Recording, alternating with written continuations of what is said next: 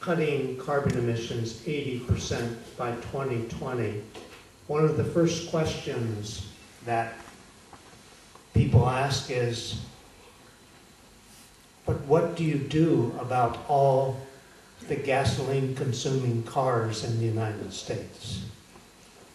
And that's a good question, because we consume something like more than the next 20 countries. Sono in compagnia di un ambientalista, fondatore e presidente dell'Earth Policy Institute, fondatore ed ex presidente del World Watch Institute. Ha ricevuto 20 lauree honoris causa e piano B 3.0, il suo 50. Sto parlando di Lester Brown. Good evening, Mr. Brown. What is the Plan B? Plan B is the alternative to Plan gotten us into. We think that today economic path that is environmental path, same thing. We will say the earlier civilization moved economic path, like the Sumerians, for example, or the Mayans.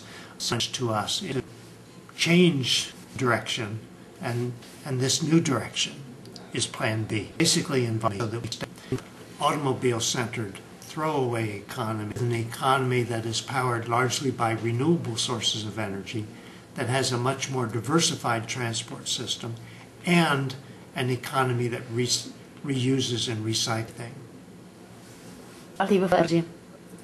Geothermal energy, we see today whole supply, so emerging energy economy. Many countries are developing vast of solar energy and also geothermal.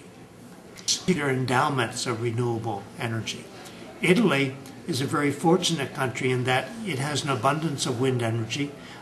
It also has, being a Mediterranean country, a lot of solar energy, and interestingly, because of its geological history, it has a lot of geothermal energy.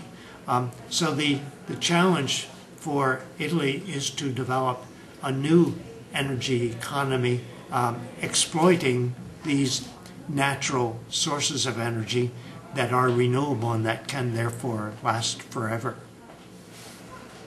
Why the people are so scared by nuclear? Well, I suppose there's a certain history associated with nuclear power plants. Witness Chernobyl, witness 3 Mile Island, and particularly in an age of terrorism, nuclear power plants become very vulnerable. From our point of view at the Earth Policy Institute, we look first at the economics of an energy source. And what we're seeing with nuclear is some huge costs. Because if we insist on full cost accounting, that is incorporating all the costs in the industry, then anyone who wants to build a nuclear power plant must assume the responsibility, assume the cost of disposing of the waste. They must somehow find an insurance company willing to insure the reactor against a possible accident, and they must incorporate in the rates, the electricity rates from a nuclear power plant, not only the cost of constructing the plant, but the cost of decommissioning the plant when it's worn out.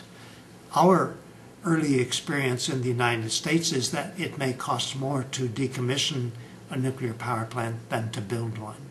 So if we include all the costs, then I don't think we're going to see any nuclear power plants being built in competitive electricity markets. The place where you see nuclear power plants being built today are countries where there are electricity monopolies, as in France with Électricité de France, or in China, for example. But in the United States, which was an early pioneer in the development, there has not been an order 29 years. And the reason is that the economics do not work. I always look at Wall Street to see what Wall Street is doing and where they're investing. Wall Street is investing enormous amounts of capital now in wind energy and in geothermal energy. They are not investing a single dollar in nuclear energy. Thank you, Mr. Lester Brown. My pleasure.